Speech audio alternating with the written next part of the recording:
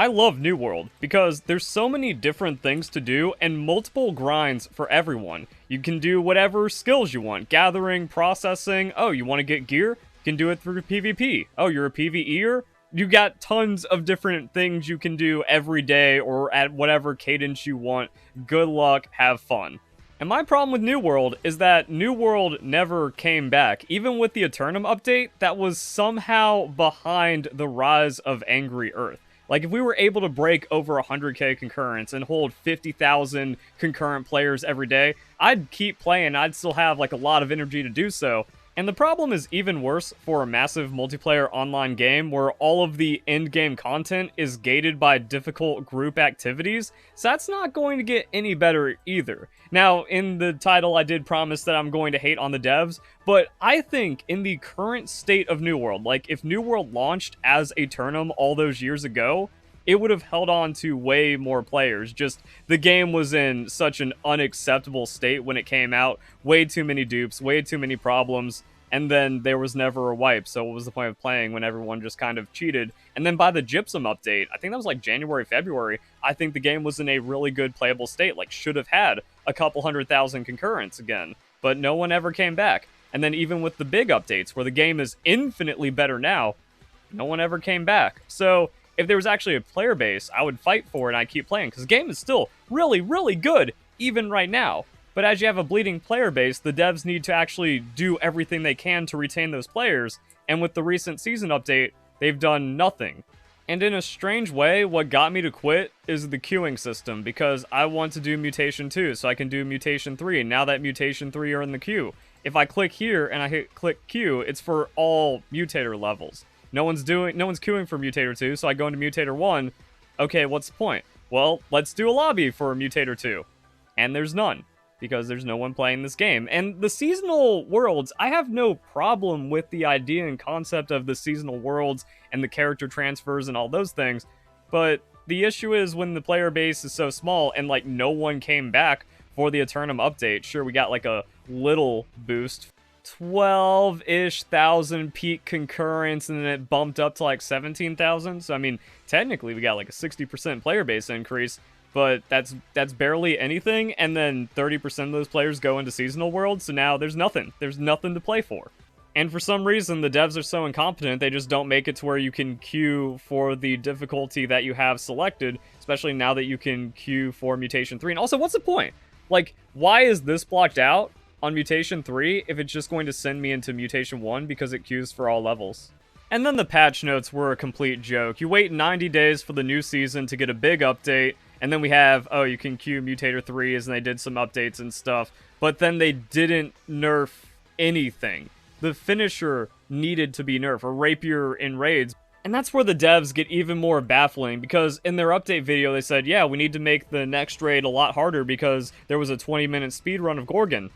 If it's just 7 people with a rapier, maybe even like 8 people with a rapier, and then you have 1 healer and 1 tank, and you're just blitzing through everything, that means you need to nerf that strategy. And then let's actually see what the raids are looking like if we go into group, because another thing that gets me, evade DPS, that's it.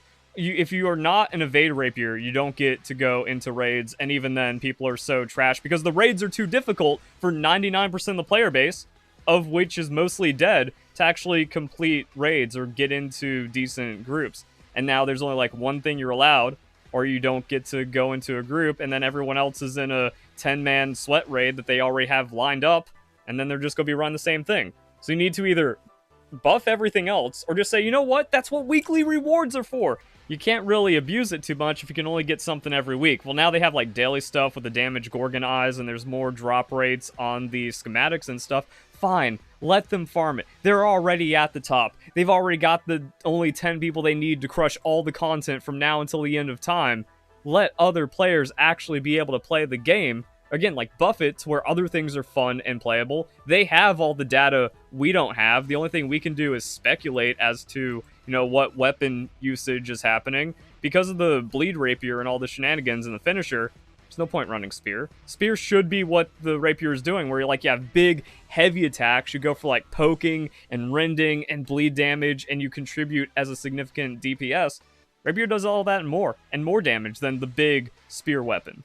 And then the new artifact they just released, which is the heavy attack rapier, well, now spear just doesn't exist as a class. You don't really have too much of other things being used as well. And the weird thing is, even though we have global balance for PvP, Hatchet isn't allowed to be good for PvE because it gets spammed too much as a gimmick in PvP, then nerf that and make it to where you can actually have Mutator 3 or Raid Hatchets, and it doesn't seem like trolling, or actually have more than just 90% on Rapier for all the in-game content, and then everyone else is just kind of fending for themselves and hoping they get picked up some way. And then the rest of the mixing and matching archetypes just don't work in this game. Like, oh, Ice Gauntlet for maybe like PvE, that you can get large zones of big damage and crowd control. Nah, that just loses to everything. Like Rend, Sword, and Shield, and then single target for most of the bosses. And then what are you going to play? A big problem I've had is that Life Staff is like the only thing allowed. That if I queue up for Healer in one of the expeditions, Healer is only allowed to be Life Staff because the devs don't want any alternative builds, which is kind of crazy. Like, they clamp creativity and say, nah, we actually just want every party to be all Rapier DPS, and if you aren't, then kick rocks. Because the Life Staff, like, you're only allowed to have that if you want to be a healer, so you can't do some cool hybrid of, like, Void Gauntlet, dedicated healer with Flail and Shield. That's not an acceptable healing class. And then you also are forced to scale with focus. And then the problem is they don't even want like hybrid damage healers. Sure, that can get cheesy and degenerate, but it also just makes the game not function, and it hasn't functioned for years because it says 130% of its total damage as health to each ally it chains to. Healing scales exclusively with focus. Well, that's not 100% or 130% of the total damage. It's only the focus damage, which you can't see because it all stacks together depending on what you have. So if I had like strength and focus, I would have a higher weapon damage value here, but only a small amount of it would be applying as focus, which also has lower scaling because you're not allowed to have non-life staff primary healing, which is stupid. The Void Gauntlet has the same thing, where you can see, oh, this heals for weapon damage. It says heals for your weapon damage, but it's only with focus. So it actually doesn't heal for your weapon damage then. And hovering the tooltip with the item equipped doesn't tell you how much you're going to heal. So good luck, that just doesn't work. And now we also have some other weird things that piss me off. I'm a Void Gauntlet main, and we have the Fracture. So that's what Fracture is based off of, that Overflowing Essence heals more when it, like, detaches. So, like, that actually means with the Fracture, you should be allowed to have a Void Gauntlet healer that almost replaces the Life Staff, because now you just do all this. You decay heal, you have a bigger Essence Rupture heal that also gives your allies lifesteal, so they're sustaining themselves, and then you can tether. So your allies are taking less damage on the weekend, and then you also have, like, the Flail with the Frailty and all the other debuffs, and you can mix and match and do whatever. So you've put enough to where you can have more than only Life Staff healing to count as a healer. But no, like, all these years, you're only allowed one thing as a primary healer. Your game isn't allowed to be fun, and if you try to, like, go secondary Void Gauntlet or Flail and Shield, you're actually trolling, even though this is literally the Cleric class. Oh, and something else that upsets me in this game is that the areas of effect are just a complete joke. Like the 2.7 meters of Arcane Smite, yeah, things are just going to walk out of that, if not just straight up misses. And healing is so annoying. Like, trying to get people who are running around impossible to coordinate or just stacked on an enemy in a weird way, you're just not going to get everyone in your heal arbitrarily because these ranges are just way too small. Same thing with the Void Gauntlet, that, like, landing an Orb of Decay heal in practice just sucks. So, like, yeah, maybe that's why the devs say, like, oh, you're griefing if you try to be a healer with Void Gauntlet, because the abilities don't work for consistent healing like the Life Staff, but the Life Staff is also a joke on some of these heals. What's the point? Like, creating a half-meter radius around an ally or location. No, that's a single target. There's no reason to put a pixel on the ground and hope that heals someone. And there's not going... And, like, even two players that are cuddling, you're not going to be able to hit the 0.5 meter radius. The 3 meter radius upgrade on Orb of Protection is a joke. We also have, again, Divine Embrace. Like, this is single target. What, like... I don't understand why it says, like, around the ally or a location on the ground. Like, how do you land that as just, like, a skill shot? You don't. You target.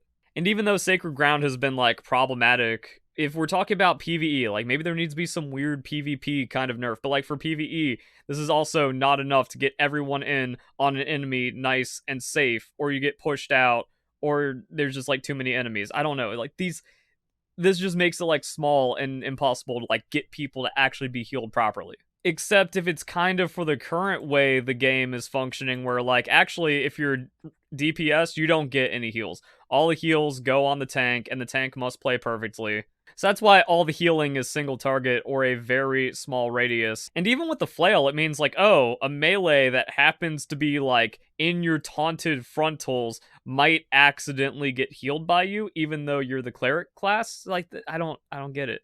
It isn't like this is not made to be a cooperative, fun game where people can actually provide benefit to each other and the team. Group play is trying to hit scattering roaches with a laser pointer skill shot, and the devs have just allowed it for years. And another thing that upsets me is Fracture and Life Taker. We have 2 artifact slots for the Void Gauntlet, but we don't have anything for a Void Blade Void Gauntlet artifact. All the other artifacts do that. They give you the alternative playstyle where, oh, you can have a Javelin artifact spear, you can have a ranged hatchet, because that's the alternative playstyle for the weapon. But when it comes to the Void Gauntlet, no, the actual dedicated second class of the Void Gauntlet doesn't have any support, even though every other one does. And the thing is, Life Taker sucks because it can't have a gem socket, and if you're playing melee, negative energy does nothing for you. And then this, it's only like one ability on one proc that gets a little bit of a buff, so Fracture also sucks. Great. Really fun to be playing this when you're allowed to have 2 overpowered rapiers, and then Inferno seems to be bugged because tooltip doesn't say it works on both weapons, but you just go Inferno secondary, now melee is 15% stronger. How does that make any sense? What are you doing, devs? And even though people are speedrunning raids, we don't have any PvP balancing for the rapier. That's cool, and bow and musket still like kind of ridiculous, and people can just infinite kite you. Really cool. And that's why I'm giving up on the game, even though there's a lot of cool stuff I want to do. I want to grind to finish off my ultimate Void build because I have the ability to do so, and that would be really fun. That's why I play games. I want to tinker, but then I'm not going to get anything out of it. Like, I have a Gorgon Essence from my 1 clear, so if I actually grinded for, 150k, it's crazy. If I can do it, I can put in the time. I could spend the week to make a crazy amount of money, and then I could have the Void Gauntlet of my dreams.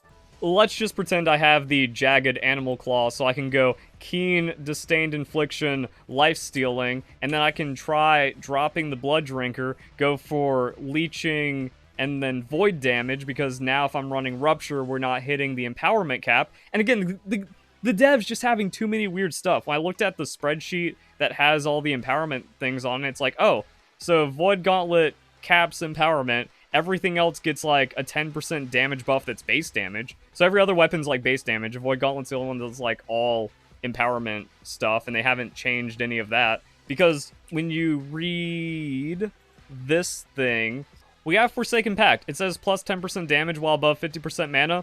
This is an Empower. Everything else says you get Empower while doing things. So that should just be base damage. That should give you some room to actually like not brick your build, and then you can find the void damage, and then you can actually go over 50% where every other class is allowed to do it. So that's cool. Say I can do other things with the build.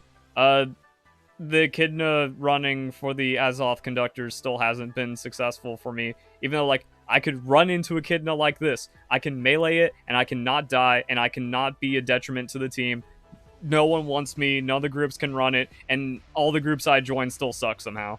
And I've had a lot of fun with my other grinds. We got all of our Frigid Dawn sets, so now we can tinker and do things with the builds like that. That when the Fresh Start Worlds happen, like, yo, rushing mutations and then getting all the artifacts you want from there, cool. It's like, I can unlock all the potential of this game. I can do other grinds, I can join world tours, I can do life ring farming if I really want to. I can find other ways for money making that with this update. There's a lot of interest in items again, so running the Tribunal Mound and then getting like 10, 12,000 hides an hour means I can actually make 4 or 5k an hour again, and then we do that for a bit if I need money.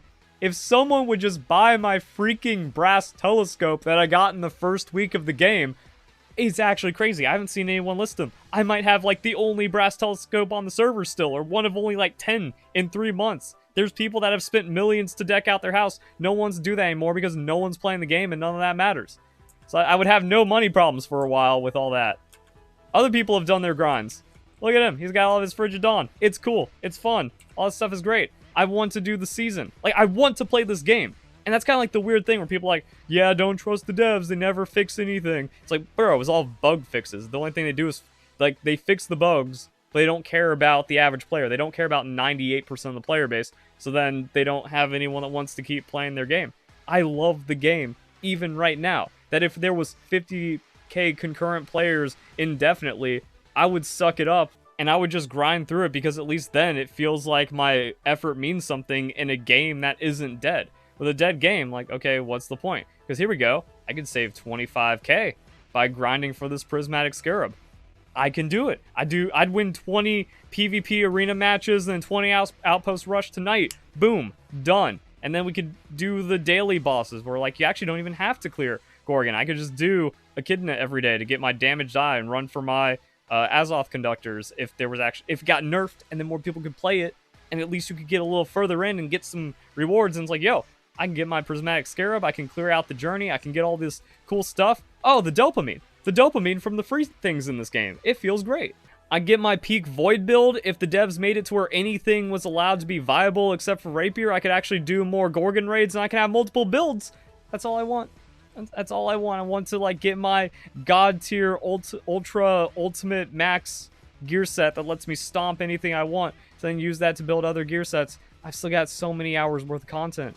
It's not like, oh, you just want it to be nerfed so it's free and then there's nothing to do so people quit. No, almost all of the players quit, not because they ran out of things to do, but that there's nothing they can do. It's 3 months after Aeternum and people finally just got to the point, or maybe because, like, all the noobs quit and now it's mostly serious players, just a few of them left, where, like, we finally just got to the point where mutation 1s aren't a struggle, where you can actually, like, queue up for these and get it done. But it took over a month, 2 months to get to that point. And also, with a dead player base, the economy is just a lot more rough because, like, there's not enough people farming materials, so that still goes high. There's still, like, inflation in the game, and then there's not enough resources, like, trickling down. And then there's just not enough people at mutations. Like, how are you supposed to have a healthy player base, or how can, like, you think the game is in a good state and that you've made the right decisions for updates as a developer, where the lobbies, there's no one making lobbies for the end game content, for what you're supposed to be doing to kind of farm and get in your gameplay loop. This is what I mean. It's not that players have run out of things to do. There's no players that can actually do these things, or there's no, like, good enough reward to make it worth it. So, like, people quit. There's nothing to support and play. That's why it's like, okay, I can achieve all my goals. I can get my awesome build, and then I can use that to snowball other builds and just have complete fun in this game again. But why waste the 40 hours of my life when it's not going to go anywhere? It's not going to do anything. I'll just quit like everyone else that has quit. I should be doing better things with my time. And I want to be clear, I don't think it's entirely the devs' fault. I think it's just that the player base didn't get enough players, and that's because the MMO community just didn't give the game a second chance. That if we had, like, 50k concurrent players minimum and, like, 100 peak on weekends or something, the game deserves that, even in its current state with all the problems I've been talking about. Because, like, there's actually engagement. You can actually have fun. You can play the game and not feel the pain points as much. If I wanted to queue up for something, there'd be more than enough people to do it. There'd be thousands of other people saying, yeah, I don't see a reason to quit yet. It's a little annoying and a little rough, but at least my time matters and my accomplishments feel like they can be acknowledged and recognized. I can make progress in this game. But it doesn't feel that way in a dying game. And even then, like, after all that I said about the devs and how I feel about the game and how they just completely botched this patch, if the roadmap holds up and they have, like, all these changes, all these other things, like, yes, the game deserves better, but after this, like, I'm not going to put into it, because even if the game makes it to a 500k state of perfection and the devs do everything right, it's never going to have that player base again. So it just kind of feels like all that effort's wasted, and the devs just did not care about their players. Now, this is the death spiral. You need to nerf all the sweats that are spamming speedruns. Just kill the dominant strategy off, buff everyone else's stuff so they're having fun, and then make raids achievable now that it's been 3 months and no one can clear them. Make it easier for everyone to finally hit their 725 multiple abyss loadouts in the next couple of months before you nerf it with Umbral Shards 2.0, and make it to where every piece of gear can auto go to 725 and undo all the work, and then make the Ultra Gate up to 750 gear score and keep people in the loop. That's fine. Just, like, don't make me spend 100 hours now just to gut it 6 months, 8 months from now, whenever the next big update is. And then make the next grind for 750 gear score impossible until a year and a half from now when it becomes automatic. Like, that's the treadmill I don't like, even though I'm happy to put together all the pieces as long as my time means a little more and there's a lot of other players to enjoy the game with. So yeah, I was hoping the new season would really boost my motivation, have me finish my builds, have me, like, ascend to higher heights of builds with, like, the new artifacts and stuff. But there's no point building anything but a finisher. And then you need to find 9 other people that aren't already in a speedrunning group to then speedrun every week and stay on the treadmill. And boy, that just sounds so much fun, and then you don't get to do anything else with it. The rest of the player base got split into the seasons, and then everyone else is a psychopath PvPer that the devs absolutely should not be catering to, because that's not your average MMO enjoyer. Even though I do like how PvP integrates with the game, it seems like there's just too much care going into, like, the crazy PvPers that are just more about exploiting and doing meta stuff instead of actually making it like, oh yeah, it's fun to run around in PvP and engage with all that stuff. I enjoyed Cutlass Keys in the free-for-all zone way more than I thought. I haven't done, like, PvP tracks and stuff like that, and as much Outpost Rush or 3v3s as I probably easily could have or should have. That just goes into, like, the rest of my motivation for everything. It's like, yo, PvP track, the artifacts are back on it in a better place. It just, then I go into 3v3 and I go up against 3 people with bows and rapiers, and all they do is run around the arena for 2 minutes. Oh, cool, that didn't get nerfed. I feel like I'm having fun with my build. All my time and effort is respected and my decisions mattered. Wait, no, that's not how this game works. So yeah, hope you guys enjoy the video. Hope you all have a nice day. Thank you very much for watching.